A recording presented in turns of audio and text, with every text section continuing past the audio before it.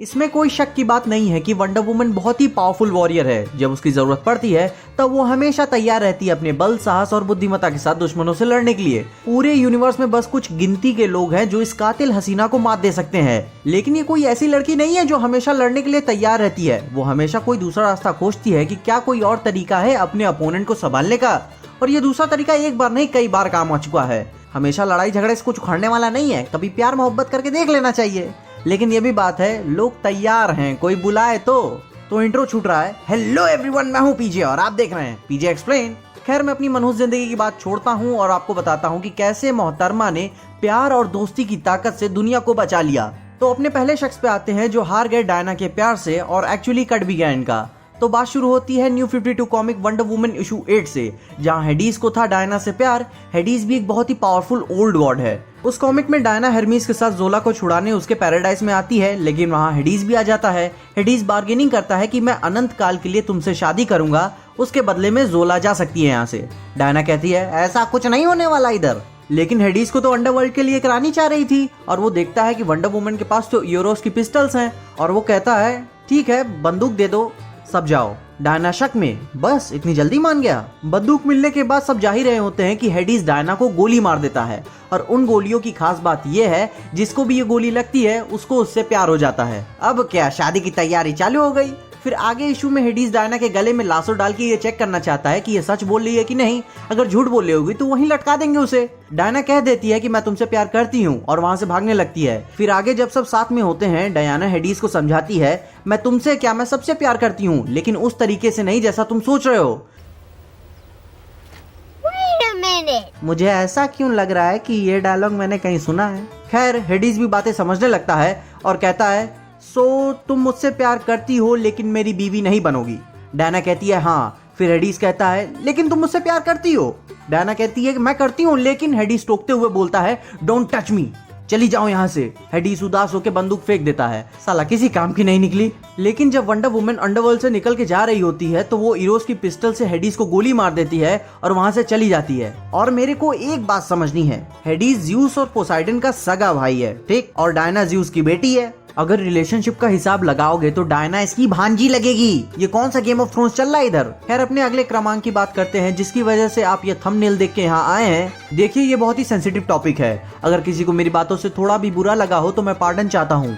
वैसे भी ये लिखा मैंने थोड़ी है। तो बात शुरू करते हैं 2005 की comic Justice League the world's greatest super heroes से, जिसका एक पार्ट है Wonder Woman Spirit of Truth issue 1। फिर डायना की छोटी सी एक ओरिजिन शुरू होती है। उसके पास्ट के हीरोइक एक्ट के बारे में बताया जाता है कि कैसे उसने दुनिया भर के लोगों को बचाया और प्यार बांटा है। फिर आगे कहानी में सिविल राइट्स का प्रोटेस्ट चल रहा होता है। अब डायना की इतनी बड़ी हस्ती होने के नाते उसे गवर्निंग काउंसिल में एंट्री तो मिल जाती है, लेकिन वहां के सारे लोग खुश नहीं होते इस बात से कि वो उनके इंटरनल मैटर्स में शामिल हुई। इंटरनेशनल वॉर्स की कुछ बातें चल रही होती है, लेकिन डायना अपने कमिटमेंट से सीरियस रहती है कि मैं as ambassador of my citizen, मैं दुनिया भर के हर एक शख्स की मदद करूंगी और जो लोग मुझे मेरे लुक्स की वजह से जज कर रहे हैं मैं उन्हें इग्नोर करती हूँ क्योंकि मैं एक चैंपियन हूँ। डायना को इंटरनेशनल अफेयर्स में शामिल करने की इजाजत तो मिल जाती है, लेकिन मेजॉरिटी ऑफ लोग इससे डिसअपॉइंटेड रहते हैं। डायना फिर एक कंट्री में जाती है जहाँ के इनोसेंट बच्चों और महिलाओं को ह्यूमन शील्ड बनाया जा रहा था, वहाँ के टेररिस्ट कर रहे थे। अब जगह को देख के तो समझ ही गए होंगे कि किस तरीके की कंट्री में गई है और कैसे कपड़े पहन के। वहाँ के लोकल से पूछती है कि कहाँ लोगों को बंदी बनाया गया है, मैं आपकी मदद कर सकती हूँ। लेकिन जैसे वो अभी दिख रही है और मेन बात वो एक बाहरी है तो लोग उस पर पत्थर चलाने लगते हैं। वो तुरंत समझ जाती है कि जैसा मेरा ट्रेडिशनल अटायर है वहाँ के लोगों के कल्चर से मैच नहीं खाता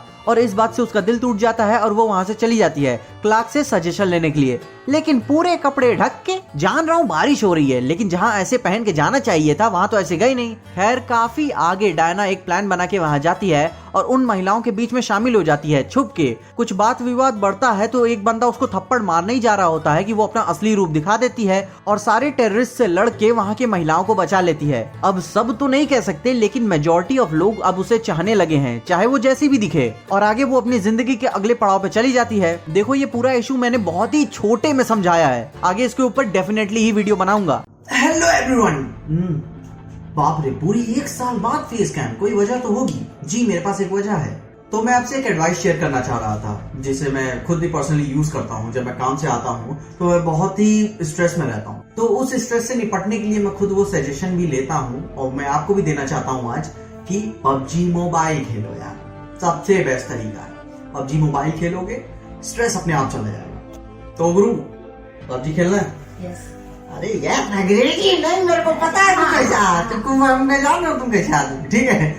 हाँ तो आज पबजी खेलते, पहले बता देते, ठीक है ना? Okay okay.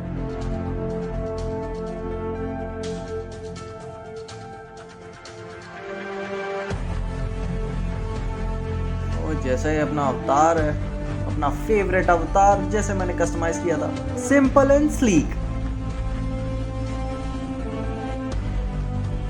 बाप रे बाप, ब्लू जोन निकलो बाहर। अब तो किसी को मारना है भाई।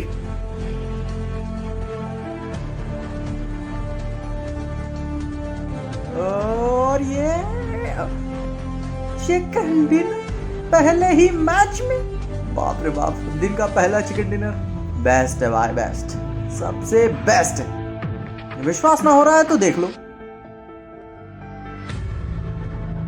सो गाइस, आप भी पबजी मोबाइल डाउनलोड करिए और खेलिए, लिंक्स आपको डिस्क्रिप्शन में मिल जाएंगी। और इसके साथ अपने अगले पॉइंट पे चलते हैं। लेकिन अब जल्दी जल्दी बाकी सारे पॉइंट्स के ऊपर भी देख लेते हैं। तो अब आता है फर्स्ट बॉर्न। बहुत ही दुख भरी कहानी है इसकी। न्यू 52 कॉमिक में फर्स्ट बॉर्न टाइटंस का अननेम्ड चाइल्ड होता है और ये इतना डेंजरस है कि गॉड्स तक नहीं चाहते कि ये कहीं भी रूल करे। तो ग्रीक गॉड्स ने इसे एक जादू से अर्थ के नीचे हजारों सालों तक कैद किया हुआ था। तो जब ज़्यूस डिसअपेयर हो जाते हैं तब फर्स्ट बॉर्न को मौका मिलता है कि अब वो बाहर आ सकता है। फिर आगे कहानी के जैसा नेचर है, कई सारे गॉड्स मरते हैं, बड़ी लड़ाइयां होती हैं, लेकिन फर्स्ट बॉर्न को हारना ही पड़ता है। फर्स्ट बॉर्न का दिल एकदम टूट चुका होता है। हजारों सालों से वो कैद था, कभी उसको कभी प्यार नहीं मिला। डायना भी जानती है कि ये बहुत डेंजरस है और जब फर्स्ट बॉर्न की तरफ अपने प्यार का हाथ बढ़ाती है, फर्स्ट बॉर्न उस पर भरोसा करने लगता है, लेकिन डायना उसे फिर से उसी जगह ढकेल देती है जहां से वो आया था।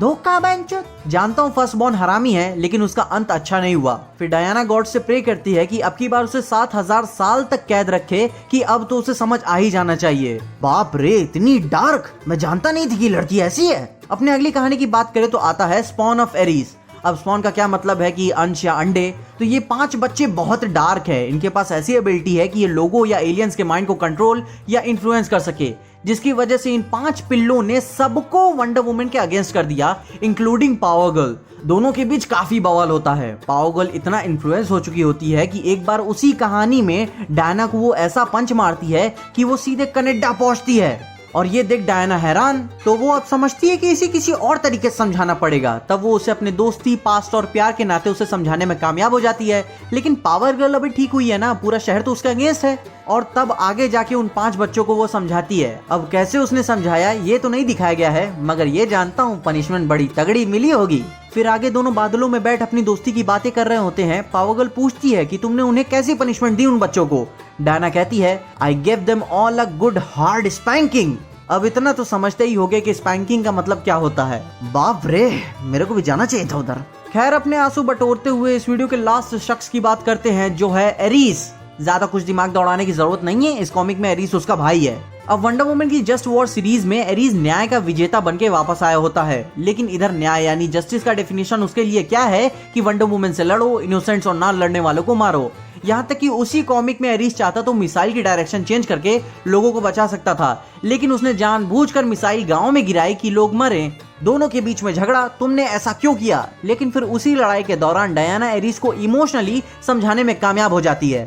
एरीस फिर बातें समझने लगता है और वहां से जाने लगता है, लेकिन डायना उसे रोक लेती है कि ये बवाल जो तुमने फैलाया है इसको ठीक कौन करेगा। लेकिन एरीस पूरा सीरियस और कहानी आगे जैसे चल रही है उसी पे कहता है कि हिपोल्टा की बेटी या कोई और मुझे ये नहीं समझा सकता कि मुझे क्या बनना है। डायना कहती है, व्हाट, अब मैंने क्या किया। देखो, अब इधर डायना प्यार से एरीस को समझाने में तो कामयाब हो चुकी है, लेकिन उसके इरादे नहीं बदल पाई। और अब वीडियो यहीं तक। आपको इस वीडियो में कौन सी प्यार की जीत वाली कहानी अच्छी लगी, कमेंट्स में उसके बारे में मुझे जरूर बताएं। और कौन सा पार्ट आपको अच्छा लगा ये भी बताएं। कहानियां तो और भी बहुत हैं, लेकिन अभी के लिए सिर्फ 5, फिर आगे और देखेंगे। और वेल अगर आपको इस वीडियो में देख के कुछ भी अच्छा लगा, खुशी हुई या मजा आया, तो लाइक मारो इस वीडियो को। इस चैनल पे नए आए हो सब्सक्राइब मारो इस चैनल को। और अगर ज्यादा ही अच्छी लग गई तो शेयर भी कर देना। फिर इंस्टाग्राम और ट्विटर हैंडल्स आपको डिस्क्रिप्शन में मिल जाएंगे। और देखते रहिए पीजे एक्सप्लेन।